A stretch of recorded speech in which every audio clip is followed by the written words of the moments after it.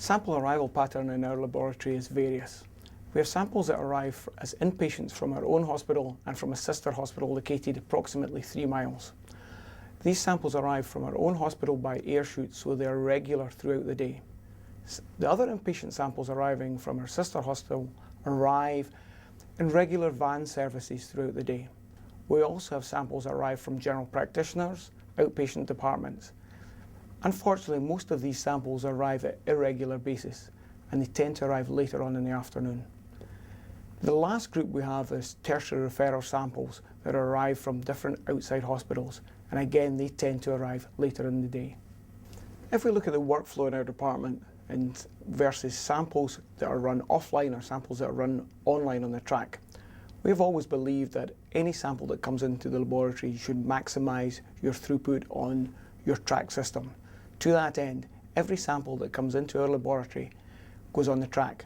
There is only 2 exceptions to that, one being samples which are labile and samples for troponin.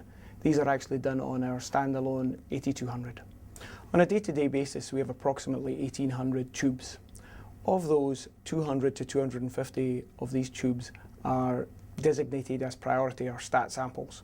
The system is such that if these samples are loaded into the priority bay, they will take priority over the routine samples, and this will give us a sufficient turnaround time. The major benefits that we've seen in our overall day-to-day activity has been twofold. One has been from the APS track, and the other has been from the instrumentation. If first we will look at the APS track, what this has meant is it's a far better operational solution than what we had before. On a day-to-day basis, the throughput is more concise and predictable. That has meant that we have a better understanding of when we will actually complete and finish our day's work. The benefits that we've seen in our second point, which was the instrumentation, is really twofold. The instruments themselves are robust and easy to use. At chemistry level, the chemistries are stable and have extended linear ranges. If I look to the immunoassay, particularly tumour markers, this is an area where we had many manual dilutions. This just does not happen anymore. These are dealt with on board by the instrument. If I was to look at staff interaction with the APS system on a day-to-day basis, the most important point to pick up on that is it is a single point of entry. Now that means for all samples, whether it be stat, routine, capped, uncapped, they are all entered at the single point of entry. What it also means is that samples which are sorted for secondary analysis are presented at the same point.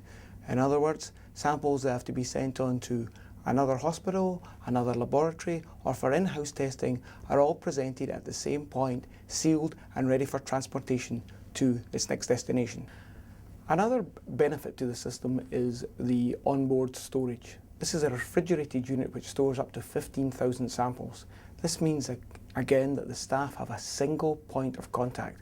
If for any reason samples have to be retrieved from the storage unit, they are brought directly to the input-output module. After 1 week, samples will be automatically discarded from the system, again relieving staff of the duty of disposing of samples.